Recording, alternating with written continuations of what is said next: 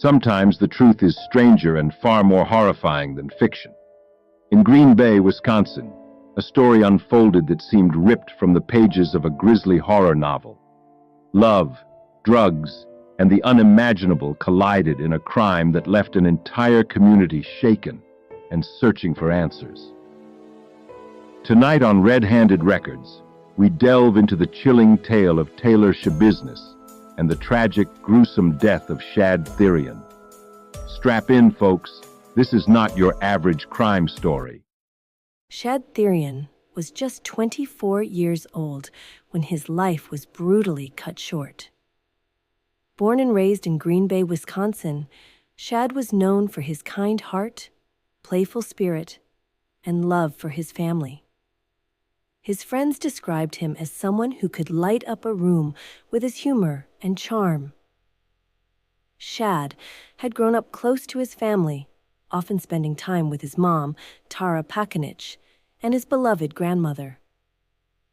Despite struggling with some personal challenges in his early adulthood, Shad was turning his life around and had dreams of a brighter future. Taylor Schabusiness seemed, at first glance, like your average 25-year-old. Raised in Green Bay, her life wasn't without its struggles. Taylor had a history of substance abuse, a criminal record, and a complicated personal life. She was also married, though her husband was serving time in prison during the events of this case. What set Taylor apart wasn't her charm or wit, but her unsettling fascination with darkness, and not the cool, edgy kind. We're talking about the kind that makes you question how she got this far in life without serious intervention. On a chilly February night in 2022, Taylor and Shad were hanging out in the basement of Shad's mom's house. The two were reportedly using methamphetamine, a recurring theme in Taylor's life, and engaging in sexual activity.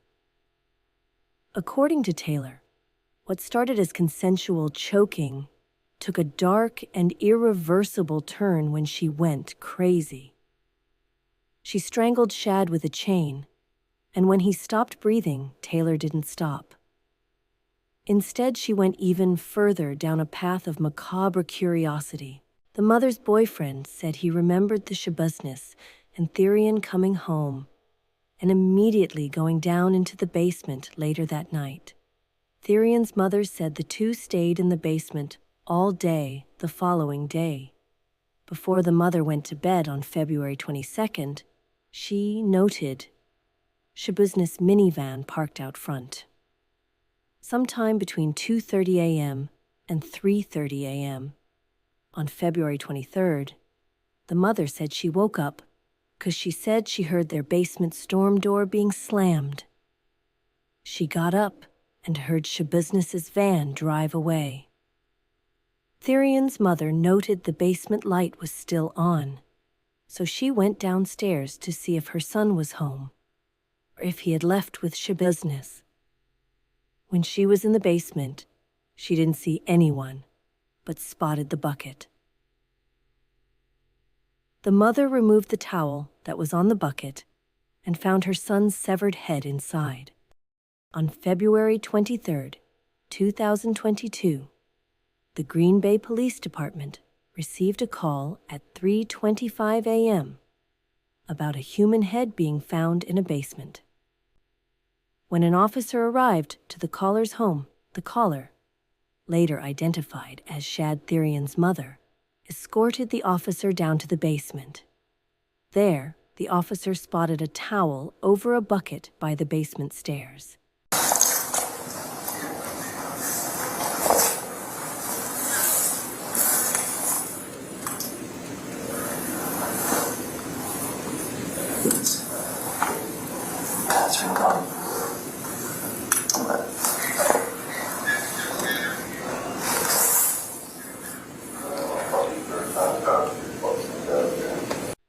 He lifted the towel and observed a human head inside the bucket. The head had been severed from the neck, and there was visual evidence of strangulation. Inside the bucket, besides the head, was a male organ, along with body fluid and 2 knives. Other body parts were found in the basement in plastic shopping bags. Knives, including a carving knife and bread knife, were located at the crime scene. The victim's upper torso was found in a storage tote, along with several internal organs. The torso had numerous right cuts to the side. Detectives noted significant bloodstains on an unsheeted mattress with what appeared to be a site of previously cleaned-up blood on a concrete surface. Blood was also spotted near a stand-up shower, and blood drops found leading up to that shower had been partially wiped up. Taylor, of course, was found at another location, covered in blood and wearing the same calm, detached expression that would later haunt the courtroom.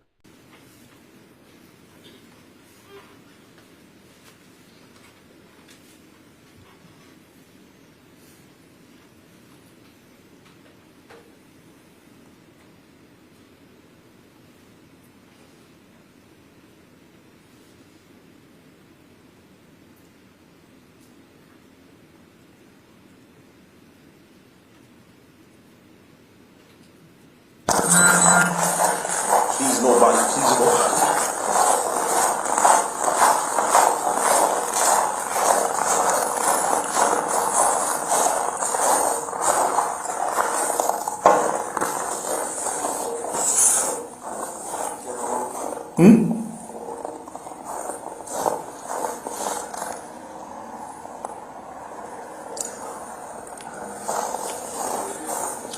Nothing.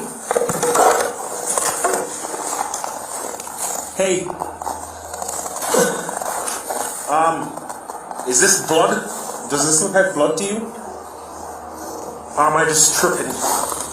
Bloody footprint? You see this right here? Could possibly be blood.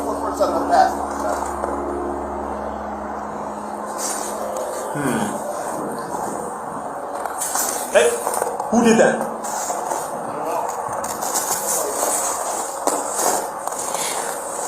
Hi, Taylor. How's it going? Officer Russell with the Green Bay Police Department. Just make sure you ain't got nothing on you here. With Taylor. Contact with Taylor. Taylor, you have one more for you. You have one more for your wrist. Just put your hands behind your back, quick. Anybody else in your apartment? You got blood on your hands here, too. No, on your hands. Okay, yeah, we're gonna have to. What apartment is it? What apartment are you in? Do we have it? Adam, did you come up? You got something in, get up here. On the double. Which apartment? One is what they came back to.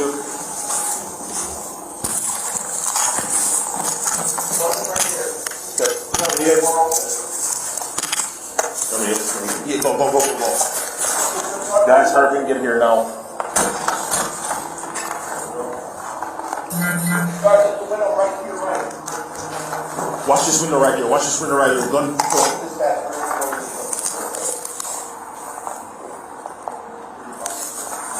Go in here. Go in here. Come to the back of the apartments. That's where we are. You come over here. 2 more will be fine. If 84 is here, Hands up! you have contact with the mail. Hands up! Walk out towards me. Have a seat. All the Have a traffic, seat. all the traffic. Out towards me. Get on the ground. Who else is in the apartment? Be straight up. Tomes? Hands up. Who else? Just Tomes? Is he armed? Look out. Nobody's armed? Nobody's armed. You sure? I'm sure. Greenville Police! Everybody get here! Announce yourself now! Go ahead. Negative, we got enough here.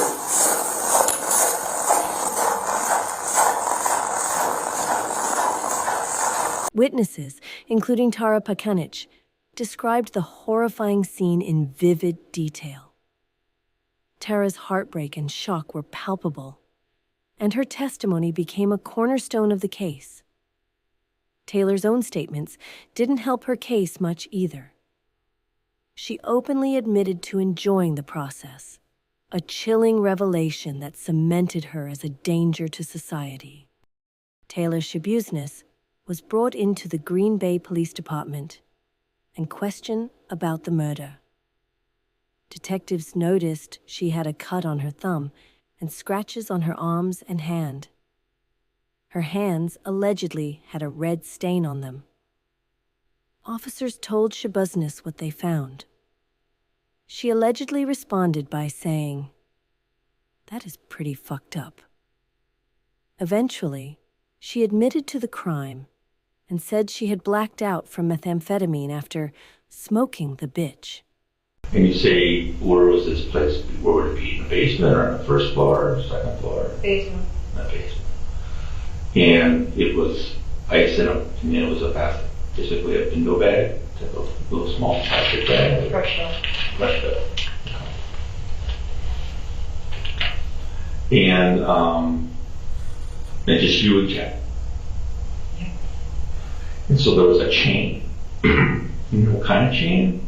It's the one that's on the same place as where the bitch and usually on. And where would that be again, please? I think it's on a dresser. On a dresser? Is it? Oh, is it on a dresser? I don't know. I don't know either. I haven't been there. I mean, as best as you can remember. So you think that there could be a chain and the ice on a dresser down in the basement? It's just weird. I got like a weird flashback from it. Oh, what happened? Yeah, it's short. It was real short. What did you see? It's just I don't even know anymore. Like it was weird. I was riding him like a donkey, okay, and then like I think so. I think that's what was happening. I was pulling, and then like I don't know. Were you two being intimate, having sex? It was getting there. It was getting there. Okay. So will this be considered foreplay? Yeah, it was. And then I don't know. And then I just didn't stop. I don't know why. I didn't stop. Schabusiness said she and Thyrion would often use chains and strangulation techniques when they had sex. The chains were linked, silver, and looked like dog choke collars. She said this latest time they had sex, she just went crazy, referring to strangling the victim. You know what I'm Yes, talking he about? does. Yeah. Yeah. And you do too, or just him? Both of us. So when's the last time you guys had sex besides potentially this morning? Mainly me, but like we didn't even get it. Like I'm sorry, but we didn't even get it. Okay, so you didn't, alright, but when's the last time you did do it? I mean, I played with him after.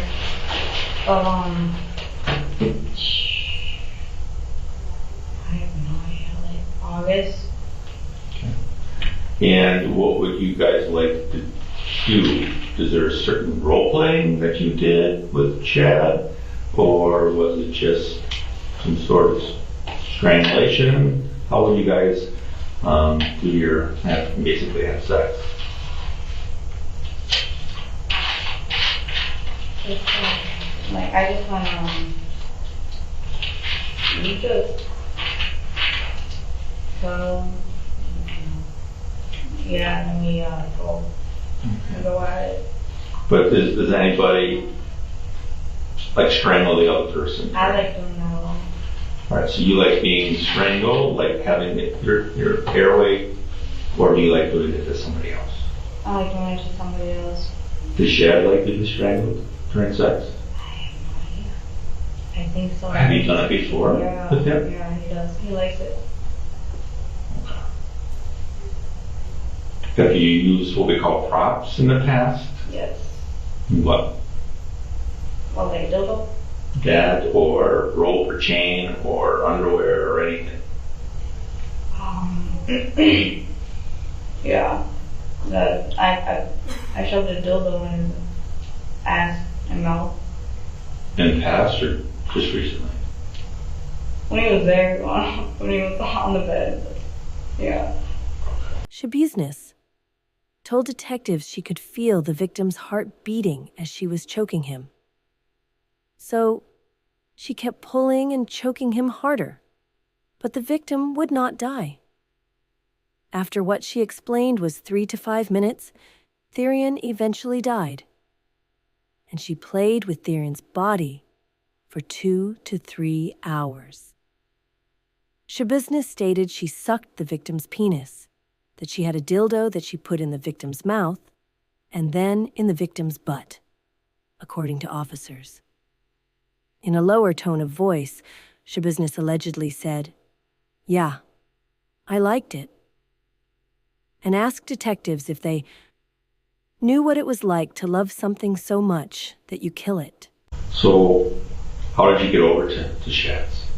The minivan. The minivan. When do you think you went there? You remember? 2 days ago. 2 days ago? Okay. Did you stay there all the time, or did you ever pick him up and go someplace, or then come back? Or Stayed there.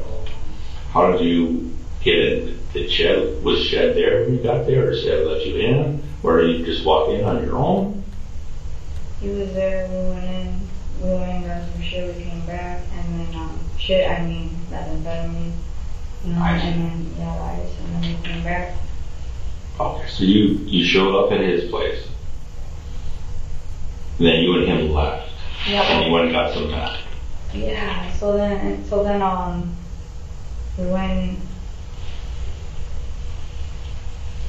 we went, and, I picked him up, went and got some ice, and then after that, we went to, back to Scott's. We smoked. Okay. Yeah, and then, I did his hair, but. You did Shad's hair Yeah, I Okay. made him a little big. at Scott's? Yeah, and then Okay. and then after that, I trimmed his face, Mm-hmm. feeling good. We left, we went back to his mom. Okay. I was looking for some crack. I never got no crack. Right. Okay. So you went back it was just you and Shad that went back to his mom's? Or did Steve come? Steve? Or Scott? Scott, yeah. I'm going to do that occasionally, and I apologize if I do get names sometimes. But Alright, yeah. did Scott did come with you? Scott stayed at home the whole time at Eastman. That's his residence. Okay. Alright, so you and Shad He went back is to not his- involved at all. Okay. So you and Shad went back to Shad's mom's house. How'd you get in? Did you see, was anybody home? The door was unlocked. We went. What time do you think this was? That's a good question. Was anybody home? Did you encounter anybody? I understand his mom lives there. Tara? Tara? I don't know. Is that the mom's name? Yes. Damn, the head. I And then, can't believe I let the head go. where'd you do the body?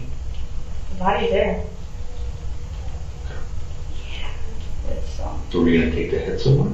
I like that. You liked it? Schabusiness was heard mumbling, "Damn the head." And "I can't believe I left the head, though," while she was in the interview room. She told police they were going to have fun trying to find all of the organs. She admitted to using knives from the victim's mother's kitchen, and that a bread knife worked the best because of the serrated blade. The suspected allegedly planned to bring all of the body parts in her van, but she got lazy and only ended up putting the leg foot in her van, admitting she forgot the head. Inside her van, a medical examiner spotted a crock-pot box behind the driver's seat. Inside, they found parts of the victim's legs. Schabusiness concluded her interview with police by saying she didn't mean to kill Thyrion. But, as she was choking him, she liked it. So she kept doing it. This body was essentially bloodless, testified Dr. Vincent Tranchita of the Dane County Medical Examiner's Office, according to the Daily Beast. We have decapitation, we have dismemberment, we have transection of the torso. We have entered inside the body through various cuts. The victim's organs have been removed one by one. The deceased was castrated as well. It is my medical opinion that this would have taken a great deal of time, he added. Tranchita also said Thyrion's torso had been cut in two, and that his back was filleted. You looked in the bucket, obviously? I did. Did you move the contents of the bucket? No. Okay. There were other items in the bucket later on that you found out about, correct? There were. What other items were in the bucket? There was remains, two different specific types of remains that I observed. There was a human head. There was genitalia in the bucket. What do you mean genitalia? What I would recognize as a penis and testicles. They were visible after the head was removed, yes. What else did you see? A black Miracle 3 kitchen blade knife that was removed. Pocket knife with a yellow handle, like a shaving razor blade. A nail, a Jolly Rancher. Blood in the bucket as well? There was blood in the bucket, yes. 2 metal dog chains that were collected by law enforcement, is that correct? That is correct. For a serrated bread knife, the sharp pointed part of the knife were virtually ground down, dulled, if you will. Where we have complete decapitation. In other words, it's going completely through the neck and the head is separate from the remainder of the body. Taylor's trial was as dramatic as the crime itself. Her defense argued insanity, but the jury wasn't buying it. Prosecutors presented damning evidence, including her casual remarks about the murder and the graphic details of the crime scene. Taylor Schabusiness was found guilty of first-degree intentional homicide, mutilation of a corpse, and third-degree sexual assault. The judge handed her a life sentence without the possibility of parole, ensuring that she could never harm another person. The story of Taylor Schabusiness and Shad Thyrion is a harrowing reminder of the dangers of unchecked addiction, untreated mental health issues, and trusting the wrong people. Shad's life was full of promise, and his memory lives on in the hearts of those who loved him. As for Taylor, her shocking actions will forever serve as a grim, cautionary tale. Stay sharp, stay vigilant, and remember, the most dangerous monsters are often the ones hiding in plain sight. Let us know your thoughts about this case in the comments below. What other stories should we cover next? Don't forget to like, subscribe, and hit the notification bell to stay updated on our latest content. This has been Red Handed Records. Until next time.